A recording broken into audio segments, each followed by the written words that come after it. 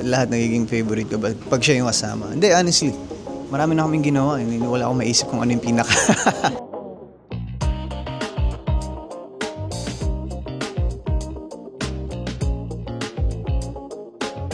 Mas mahaba yung patience niya kaysa sa akin. Daminado ako doon. Malaking tulong siya sa akin dahil kami yung partner, yung love team, yung on-screen partner. So, sa ganung way, natutulungan din niya ako. Every time na umabot ng anong oras yung set, every time na nagme-memorize ako. So, na-adapt ko yung patience niya. So, yun. Maganda yun para sa akin.